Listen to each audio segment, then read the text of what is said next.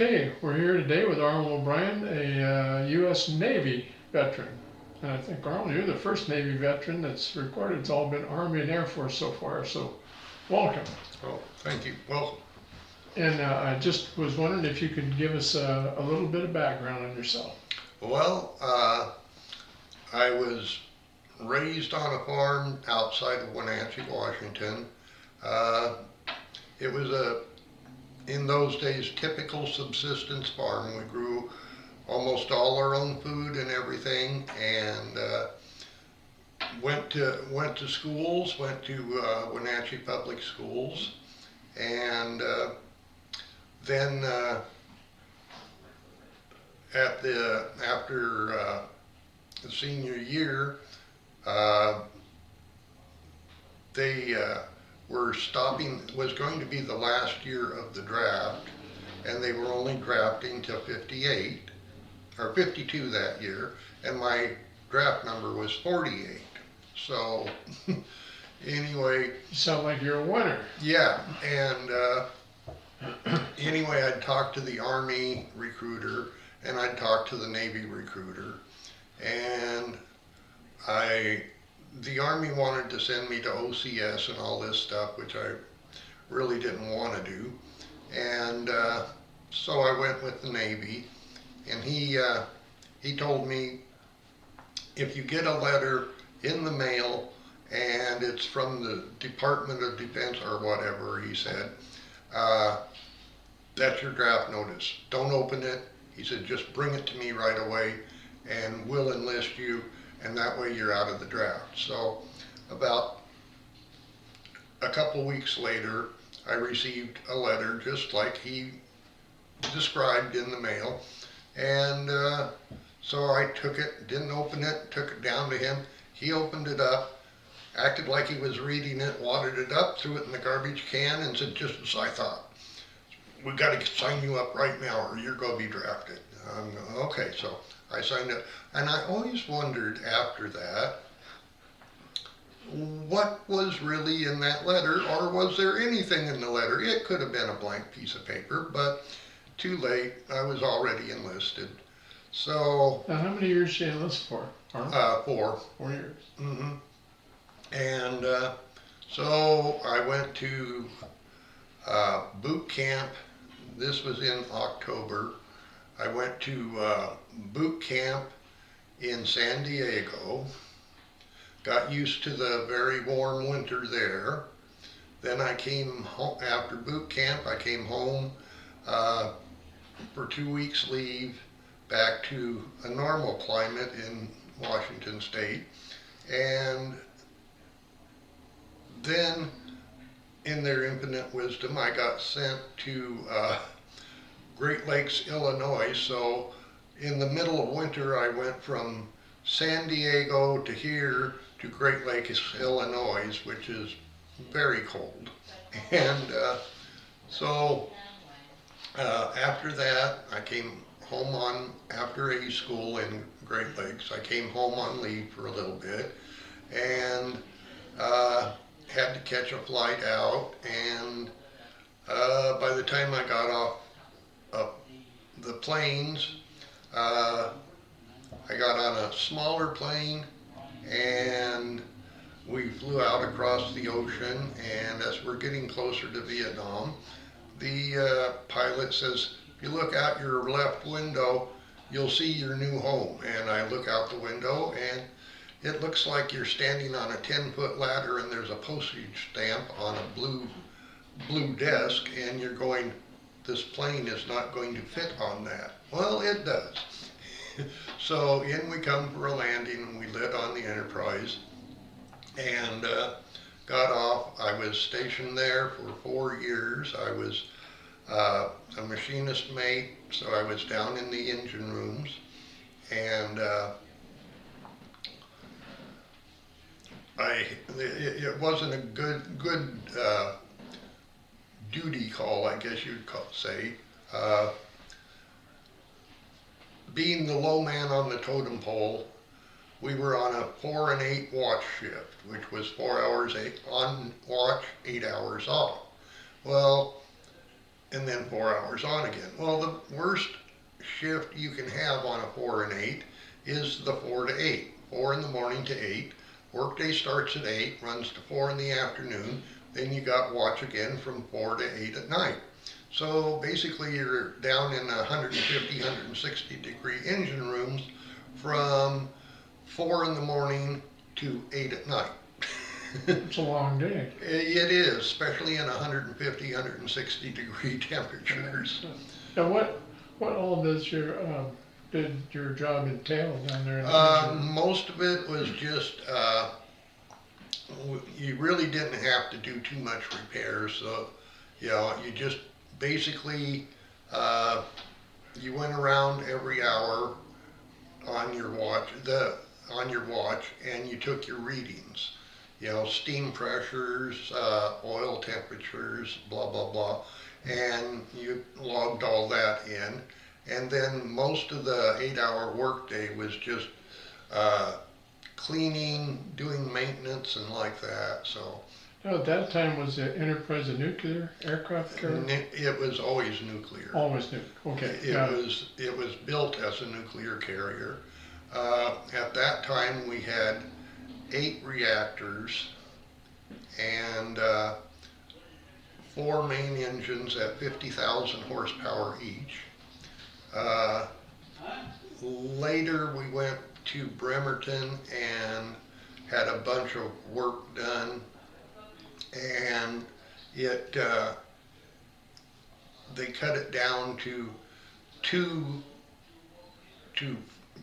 from 8 reactors to 4 reactors that were new design, so they were much more efficient. So we actually had able to make more steam, so more horsepower. So what's a speed? I mean, max out for the Enterprise? Well, officially they say it's 38 to 40, but it will do much more than that. That's pretty fast for that big of a ship. Yeah, almost 100,000 ton. Yeah, that's moving a lot to the water. Yeah. Now, I was going to say, on a nuclear vessel like that, did you have to wear like a personal dosimeter? Yep, we had film badges. Oh, film badge. Okay. Yeah. And once everybody found out, it became sort of I guess you would call it a scam if you didn't want to stand watches or do your work day. Then you could buy those little travel alarm clocks that had the luminous dial on them. Well, when you go to bed, if you happen to set your film badge up by the face of that clock, it would show that you had been exposed to too much radiation. So, No work for Arnold today. yeah. But I didn't do that mainly because at that time I wasn't making enough to buy a travel alarm clock like that. So, a lot of aircraft on the Oh, Enterprise. yeah. Now, what type of aircraft did you guys have aboard? We had F4s, we had everything. We had what they call a E-2B Hawkeye, which is a long-range radar plane. Have any Sky Raiders on there? We might have. I was down in the engine rooms. They only let us up for fresh air. For and fresh air sunshine. once in a while. Yeah. Yeah. And anyway, I know we were the first carrier to get the F-14 Tomcats, and those were really something. After they had to redo a bunch of stuff when we were in Bremerton, new reactors and this and that and the other, and they had to make modifications, I believe, to the cats and arresting gear and everything for the F-14 Tomcats.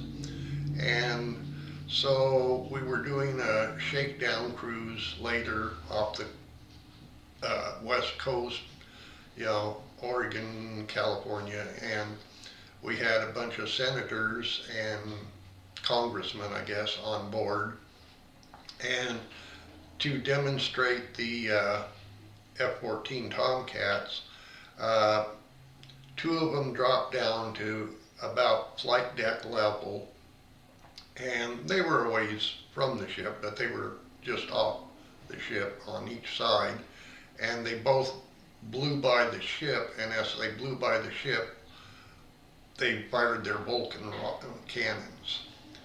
And That was a thrill. yeah, and those things fire so fast you don't hear a pop, pop, pop, pop. All you hear is a zit, zit, and they've dumped 1,000 rounds or so. It's kind of like that A-10, all I hear is a burp. Mm-hmm. Yeah. Yeah. Well, that was an upgrade, but even though that F4, that was a great Yeah. aircraft for a long time. Yeah, we had the F4 Phantoms on there. That was on my first cruise. We had the F4 Phantoms.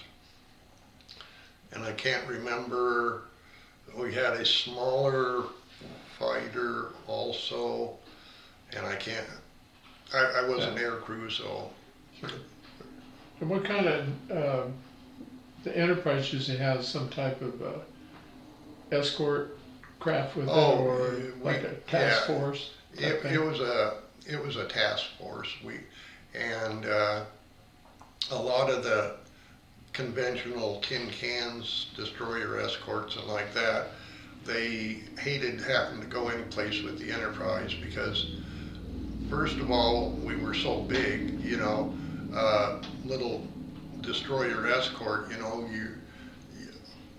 you can hardly see the aircraft elevators looking up, and that, and when it got in a hurry, and we could, well, just as an example, I know a guy that was on one of our escorts, and we pulled into Manila Bay for R&R, and I had duty that day, so it didn't bother me. And I was up on the hangar deck talking with some of my friends that were going on Liberty that day. And of course they were rubbing it in because I had duty and had to stay. But anyway, we were watching the Liberty launches get closer and closer because we were so big there wasn't a pier in Manila that we could tie up to. So anyway, we're watching them get closer and closer, and all of a sudden the old man comes on the loud horn and says, "Weigh all anchors, emergency flank." And off we go.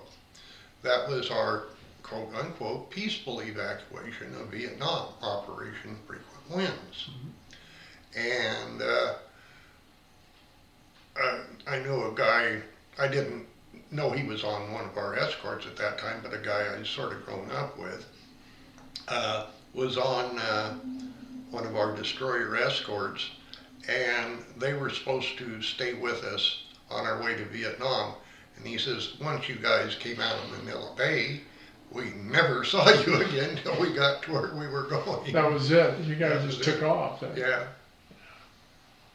Yeah, that's amazing that big of a craft can cruise so fast. Well, you think about 100,000 tons even floating on the water. That just that number boggles the mind. Mm-hmm. So, but well, after that, Arnold, what? After you guys did the evacuation and everything, what?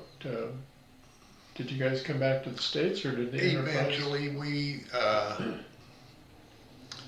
I'm trying to remember if it was that cruise. We did do a Westpac where we actually went all the way to Mombasa, Kenya. Well, that's a cruise. Yeah. So, and going across the Indian Ocean, it was interesting because it's not really waves, but they have huge swells there. And you watch the flying fish come out of the top of these swells, and they'll glide for a quarter mile, a few hundred yards to a quarter mile, something like that, and then go into the top of another swell. And That's interesting to watch, and it's like I say, it's not really waves, but it's swells, and you go on the hangar deck, or once in a while get up on the flight deck and watch our destroyer escorts on these swells, and we're just staying fairly level and normal, and you look over and the destroyer escort will be up here, and you watch it, and then pretty soon it's down here almost out of sight, and then it's back up here. Kind of like fishing bobbers. Huh? Yeah. Mm-hmm. Wow. So, did you guys? How about what was the trip from Vietnam that far? I mean, did you guys go? I guess I'm not familiar about what your route would be from what you were in the South China Sea, and Mm-hmm. then ended up, because that's almost on the other side. Yeah. You mean to Kenya? Yeah. Okay, yeah. No, we went through the Indian Ocean. We went on that trip. We stopped in Hong Kong, and then Singapore, and then we went into the Indian Ocean and across to Mombasa, Kenya, and then coming back we stopped in Mauritius for some sort of disaster relief. I can't remember if it was hurricane had hit them, Yeah, something like that. something like that. And Yeah. what year was that, Paul? That would have been 74, 75. Yeah, yeah. So you were probably getting fairly short by that time, weren't you? Yeah, that was a sore point with me in the Navy. My EAOS was 2 October. We were scheduled to make another Westpac cruise August 31st. I'm going 4 years. It should be no sweat getting a 1 month early out. Wrong. And so they made me stay until we got to the Philippines, and then flew me all the way back. And I'm going, really? Really? You couldn't let me go 1 month early after 4 years? 1 month? Nope. But You're a valuable man. yeah, right. So,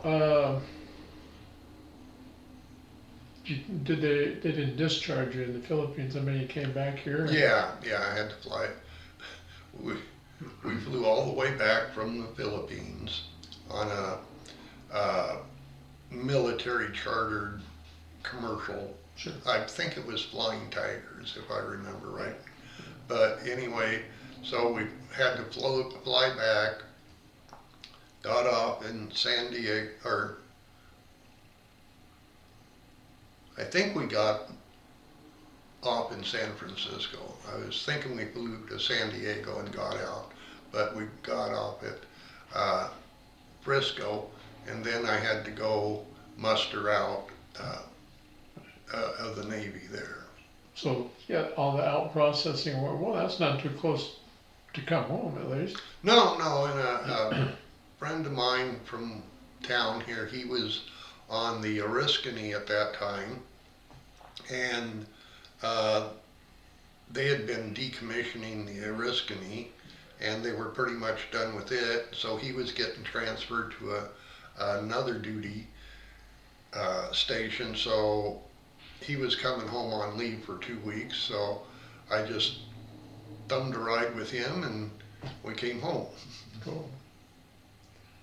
So you get back to Wenatchee and... Yeah. Got reacquainted with a lot of friends that I hadn't seen much of, and just tried to settle back into life. Sure. I know you do a lot of auto repair and everything. Is that pretty much what you got back into? Or? Mm-hmm. Yeah. Mm-hmm. Yeah, I went to the Valley College and got my degree in auto technology, Mm-hmm. and Cool. And married? Yes. Yeah. Yes. Well, I knew that, but I just thought I'd ask him. Yeah. At least you didn't ask how many times. No. No. Once, for me, once was enough. I've been with the same woman for 51 years, so that's been okay. That's been good. Oh, that's good. I don't know. I guess I always went with the, if at first you don't succeed, try again. There you go. There you go. The guy's always searching for greener grass, so that's good. But was there anything else you'd like to share, Arnold? Or Not at this time. I think that pretty well sums it up. You know, basically my feelings about it are wouldn't have missed it for the world, but wouldn't do it again if you paid me. So yeah, they paid us so well back then too. Oh yeah, yeah. We were rich men. Yeah, $100 a month. I think we got something like that. I know when I went in, which was probably just a sneeze sooner than you did. In basic training, it was $89. Yeah. Boy, my wife and I laughed because I was looking at the Social Security records before I went on Social Security, and I said, "Well, I made $1,425 during my 3 years in the service." She says, "Well, that's not bad for a year." I said, "No, that's for all 3 years. I made 14,000 something." She goes, "Well, that's nothing."